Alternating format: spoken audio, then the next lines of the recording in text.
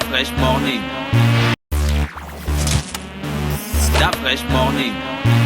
Vous êtes sur les 104.5 Urban FM, la station urbaine. On va avec Moslem. Moslem, on parle de quoi ce matin? Bonjour tout le monde, pour ceux qui sont connectés. Bonjour tout le monde, bonjour Dafresh. Nous parlons d'élections et vous savez que il y a eu quelque temps il y avait eu un congrès ordinaire de l'Union nationale au cours duquel il devait avoir l'organisation des élections devant conduire au choix d'un président pour cette formation politique après le retrait l'année dernière de Zachary Mimboto. Le retrait pour dire qu'il avait décidé de ne pas se représenter à sa propre succession à la tête de l'Union nationale parce qu'il estimait qu'il était désormais temps de passer le flambeau à d'autres personnes au sein du parti, une nouvelle dynamique, ou insuffler une nouvelle dynamique et apporter un souffle nouveau par rapport à cette formation. Et cela avait plus ou moins été une occasion ratée parce qu'il y a eu le congrès, sauf que de ce congrès, il n'y a pas eu de choix du leader devant assumer la charge de direction de ce parti, donc le président. Et à cet effet, on avait plus ou moins enregistré que pendant ce congrès, il n'y avait eu qu'une candidature officielle qui était celle de M. Paul-Marie Ngonjou, qui est entre-temps secrétaire exécutif adjoint de l'Union nationale, mais qui avait également essuyé pendant le processus, du moins au moment d'arriver au processus, une candidature pratiquement qui était, on va dire, à cette époque-là inopinée parce qu'elle n'avait pas obéi à un certain nombre de procédures liées notamment au fait qu'il fallait se faire enregistrer au préalable, mais elle avait été sollicitée par les militants, une frange des militants de l'Union nationale et qui avait demandé à Mme Paulette Missambo de se porter candidate. Alors, dès cet instant, ne pouvant pas arriver à pouvoir engager le processus alors qu'il y avait un des candidats qui ne répondait pas à tous les critères que j'ai énumérés tout à l'heure, mais le Congrès, du moins le bureau du Congrès avait pratiquement choisi de pouvoir renvoyer l'élection du nouveau président ou du nouveau directoire à une date ultérieure qui avait d'ailleurs été fixée au plus tard au mois de mars 2021. Et nous sommes sur cette lancée parce que depuis pratiquement 2 semaines, nous sommes en phase d'une procédure de déclaration des candidatures, sinon des dépôts des candidatures, puisque les candidatures finalement de celles qui s'étaient présentées au congrès ordinaire de l'Union nationale de l'année dernière, ce sont les mêmes qui ont réitéré leur candidature pour, on va dire, ce mois de mars. Et effectivement, nous avons M. Paul-Marie Ngonjou, qui est, comme je le rappelais, secrétaire exécutif adjoint de l'Union nationale, mais également Mme Paulette Missambo, qui est vice-présidente de l'Union nationale. Sauf que quand on regarde bien ce congrès extraordinaire de l'Union nationale, qui devrait normalement aboutir au choix des dirigeants, est annoncé déjà comme étant, on va dire, un congrès qui sera non seulement palpitant, enfin c'est le terme pour dire qu'il y aura beaucoup d'émulation, ça va susciter beaucoup de débats et certainement ce sera un congrès explosif étant donné qu'aujourd'hui, quand on regarde en profondeur dans la formation même des pôles de campagne ou encore des équipes de campagne ou encore quand on regarde le positionnement des 2 candidatures qui sont présentées, eh bien, on voit bien ça ressort les relents antagonistes qu'il y a au sein de l'Union nationale, sinon les divisions intestines qu'on peut soulever au sein de l'Union nationale. Je rappelais déjà il y a quelques émissions que la candidature de Mme Paulette Missambo avait pratiquement été sollicitée par une frange des militants simplement parce que au sein de l'Union nationale, il y a un groupe qui estime qu'il y aurait comme un besoin d'accaparement de cette formation politique par la famille Mimboto, notamment en tête desquels Zachary et sa fille qui est Chantal Mimboto, dont l'époux n'est autre que Paul-Marie Ngonjou. Et dès cet instant, il y aurait un travail qui aurait été fait en amont par Zachary Mimboto pour pouvoir conduire à ce qu'il soit normalement remplacé par son gendre. Et une frange des militants estimerait qu'il n'est pas question, entre griffes évidemment, qu'on soit au sein de l'Union nationale à parler d'une succession dynastique qui ferait que les Mimboto soient les seuls, quoique le candidat lui-même ne porte pas le nom Mimboto, mais sa filiation avec le clan Mimboto, notamment par le touchement des relations matrimoniales, fait qu'à un moment donné, c'est la famille Mimboto, donc le clan Mimboto, qui se retrouverait être une nouvelle fois à la tête de l'Union nationale. Donc, c'est ce qui avait motivé une bonne partie des militants, une bonne partie de la hiérarchie même, donc, ou des personnalités fortes de l'Union nationale, pour pouvoir dire non à la candidature à l'unique candidature de Paul-Marie Ngonjou, et sont allés pratiquement faire le pied de grue devant le domicile de Mme Paulette Misambo pour lui demander de se porter candidate, étant donné que le vice-président Oyemba n'avait pas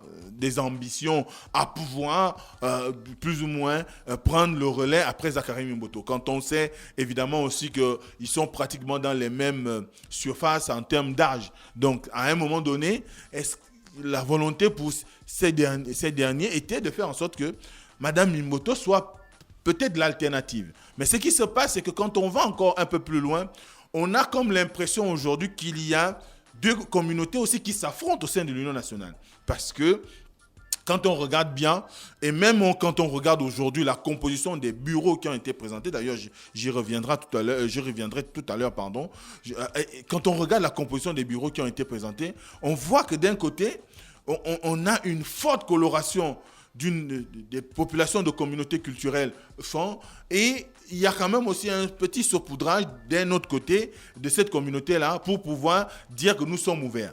Donc, de ceux qui regardent en interne la situation aujourd'hui à l'Union nationale, il y a comme une querelle de leadership entre le groupe plus ou moins dominé par Zakari Mimboto et le groupe qui serait en sous-marin piloté par le vice-président Oyemba. Parce que quand on regarde un tout petit peu, je ne suis pas là pour parler des situations de la vie privée des gens, mais chacun sait qu'il y a un rapprochement plus ou moins entre M.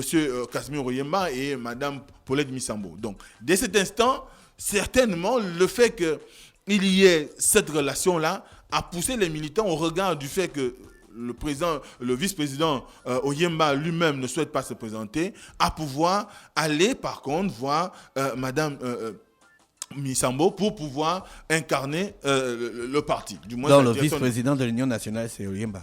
Il est un des vice-présidents. D'ailleurs, Mme Misambo est également vice-présidente du parti. Donc, dès cet instant... Donc la situation est bloquée à quel niveau ?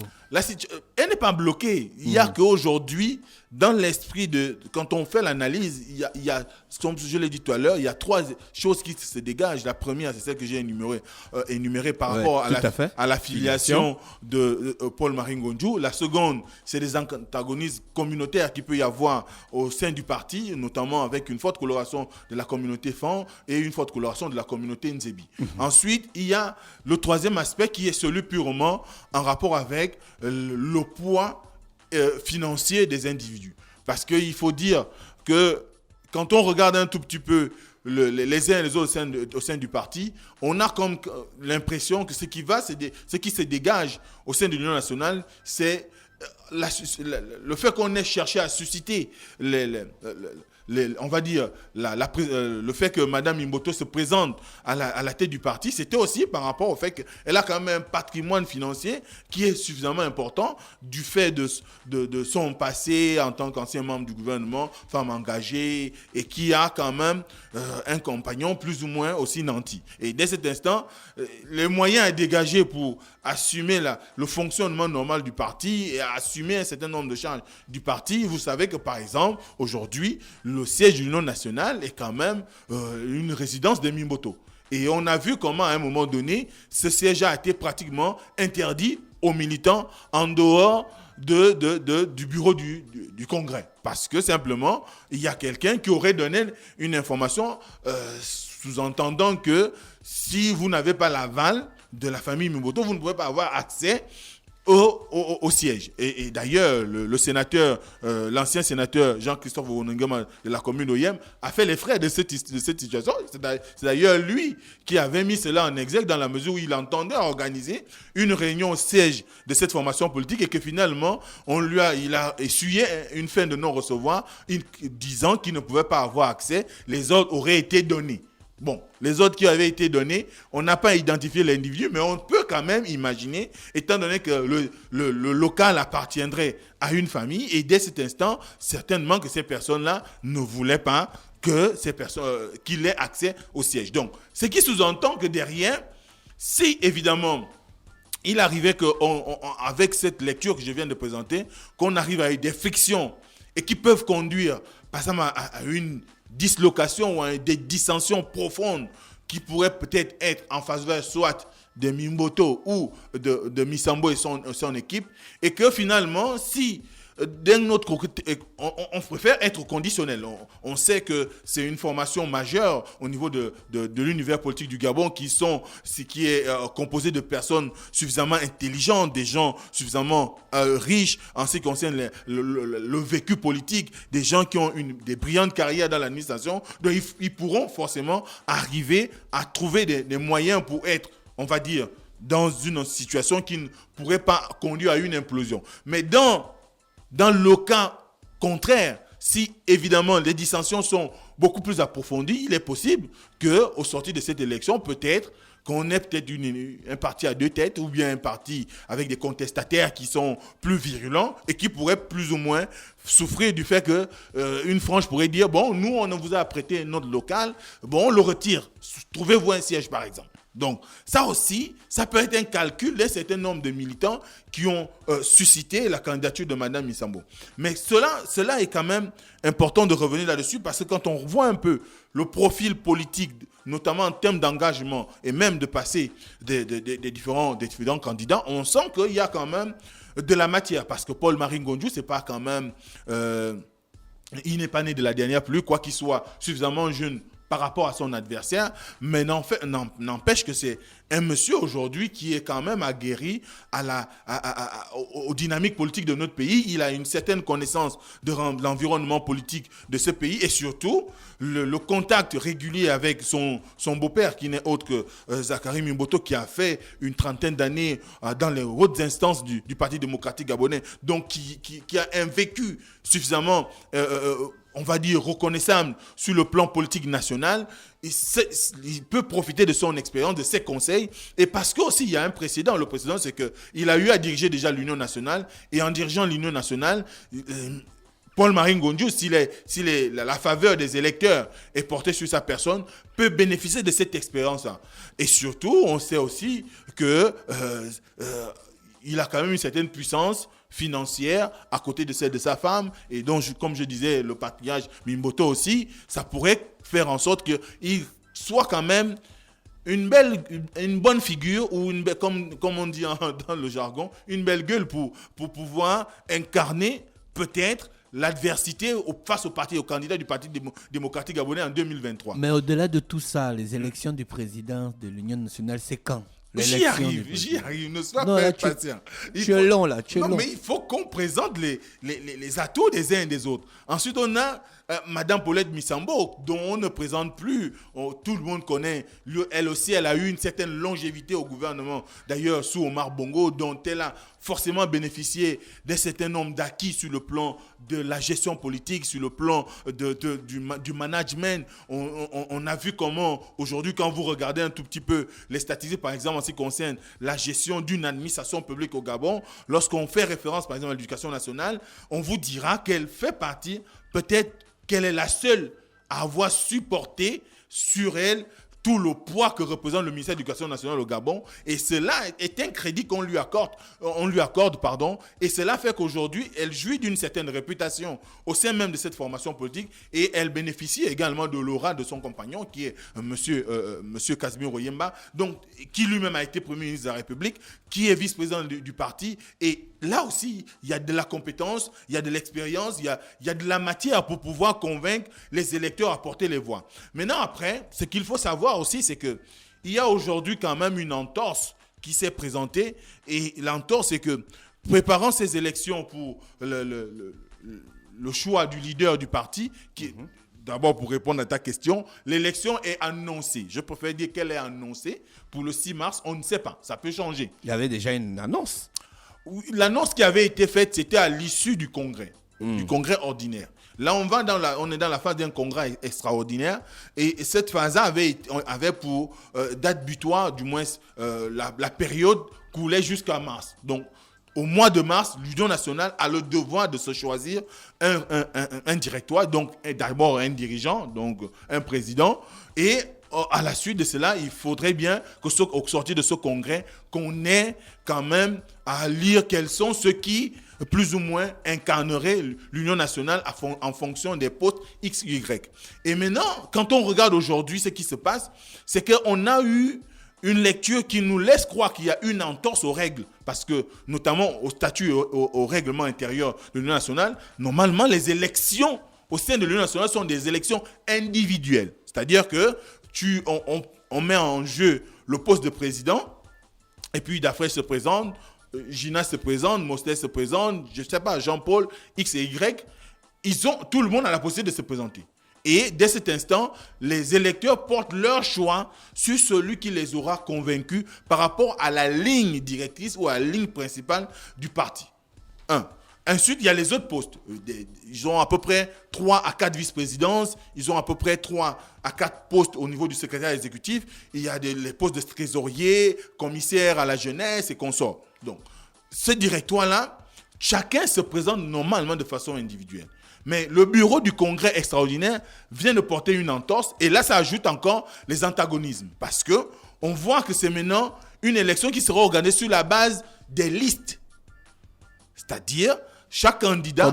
Comme les municipales. On dirait qu'on est pratiquement sous la forme des élections locales. Effectivement, on a un candidat qui est tête de liste, donc qui porte la liste et qui est candidat à la présidence. Et il décline l'ensemble des membres de son équipe qui devront concourir à des postes X ou Y. Et ce qui se passe aujourd'hui, et quand on regarde, par exemple, la composition de l'équipe de Paul-Marie Ngonjou, on voit des personnes comme Firmin Olor, Rodrigue Bokoko, Martial Joseph Aloro qui était candidat aux dernières élections législatives au niveau du canton Wole, notamment 5e siège du département du Wole. On a Léopold Essonoviban, on a Reine Adjaino, épouse Ndjondi, on a Lambert Onkoredzan, des gens qui, forcément, quand on les regarde, beaucoup de personnes ne les connaissent pas au niveau de la sphère politique locale.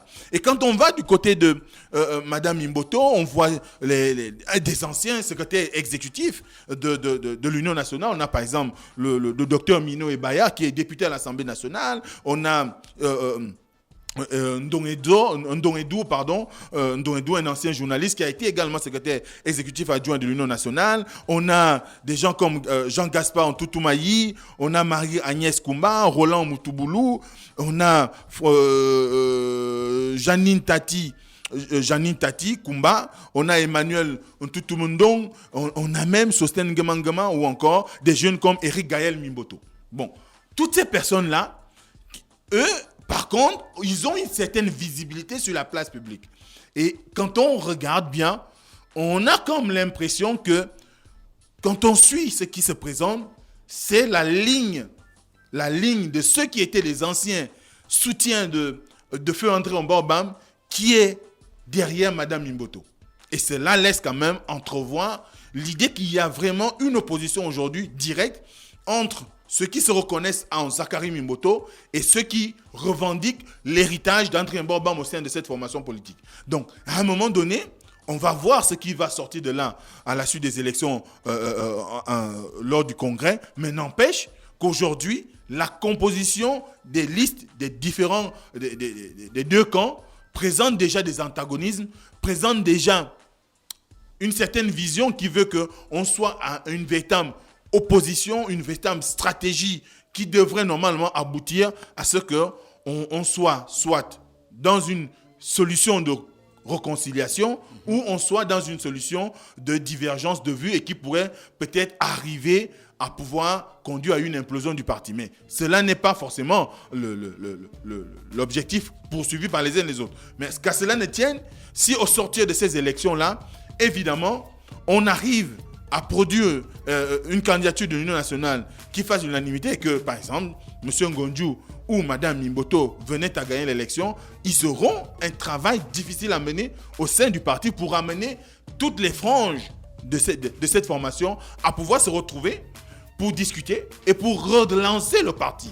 Parce qu'il faudra travailler désormais sur la cohésion pour chercher la paix, pour chercher à ce qu'on parte en rang uni en vue de la préparation de l'élection présidentielle. Parce que quoi qu'on en dise, l'Union nationale, elle devrait normalement cette fois-ci avoir sa candidature et ne plus être dans le sillage de on va soutenir X, Y et puis après on voit des désistements parce qu'il vous souviendra que beaucoup de personnes qui sont parties de l'Union nationale, c'est simplement parce qu'il y a eu une contradiction de lecture dans la capacité à pouvoir produire une candidature à l'élection présidentielle de 2016 et même là, on en est encore à nous poser des questions. Est-ce que au sortir de cette élection, on ne va pas aboutir à cette vue-là?